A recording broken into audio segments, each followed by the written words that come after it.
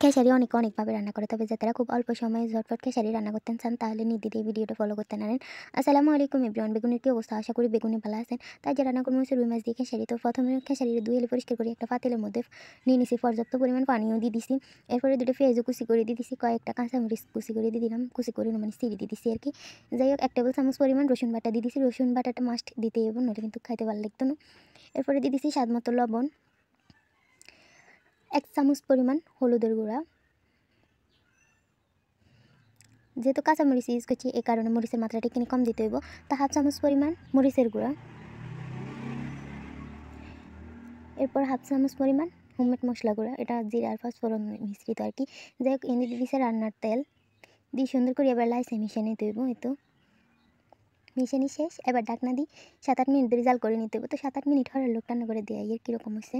তো ঢাকনাটা সরে চাই, এই তো মনে হলো মানে সিদ্ধ হয়ে গেছে। তো এবার আমারও কষে বলে একটা কাঠি দিয়ে চাইতে বলি, তেমন কাঠি নিয়ে লাগছে। আগে প্রথমে লাইছে মিশে নিছে, আবার হাতের কথা রাঁধুনির কথা একটা আছে মানে একটু পর নাড়ন লাগে, নয়তো না কি লাগে যায়। কিন্তু ওর মধ্যে পর্যাপ্ত পরিমাণ পানি আছে, লাগবার কোনো চান্স নেই। তারপরে কিনে লাইছে দিছে। তো সাইডে সিদ্ধ গেছে, তো ঢাকনা দিয়ে এক সাইডে রাখি দিছে, কড়াই বইয়ে দিছে। এটা হচ্ছে জাদুঘরের তোয়ানা আর আমার ব্ল্যাক ডায়মন্ডের কড়াই আর কি। যাই হোক, পরিমাণ মতো তেলও দিয়ে দিছে, দিছে কয়েক টুকরা মাছ। তো মাছ কিনে সুন্দর করে ভাজি নিতে হইব। তো এই তো মাছ ভাজে গেছে, তবে মাছ কিনে এক সাইডে রাখি দিয়ে দিছে 2-3টার মতো টমেটো কারি। টিকিনে সুন্দর করে নরম করে না লাগছে ভাজি। তারপর মনে হয়েছে এটি দেখতে সুন্দর লাগে না, কয় যে মানে হলুদ মরিচ দিলে কিনে ভালো হতো। তো মিশানের হরে আর কি 1 চিমটি হলুদের গুঁড়া 1 চিমটি মরিচের গুঁড়া দিয়ে দেয় আর কি। তো বেশি দেন যেত না, নয়তো বা তিতে হয়ে যাবো, জাল বেশি হয়ে যাবো, খাইতেও ভালো লাগতো না। তো যাই হোক এই তো দেওয়ার দেখি কমপ্লিট। এবারে সুন্দর করে আবার লাইসে মিশানিয়ে লাগছে দাঁড়ান। তো তখন ডাকনা দিয়ে 2-3 মিনিট জাল করে নিছে। তখন ডাকনাটা সরাই সাইড এটি সিদ্ধ হয়ে গেছে, মানে টমেটো আর কি। তখন মাছে আর টমেটো তরে দিতে লাগছে খেসারির মধ্যে।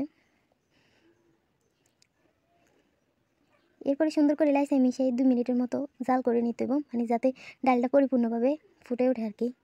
তো ডাকনাটা সরে সাইডে এটি টকবক করে উঠতেছে, তখন দিতে লাগছে ধনিয়া কুচি দিয়ে এবার 1 মিনিটের মতো জাল করে নিতে হবে। তো আমি আবার এখানে লাইসে মিশিয়ে লাগছে 1 মিনিট পরে লোকটাছেন, মাশাআল্লাহ কালারটা কত সুন্দর আছে দেখছেন। তাই যে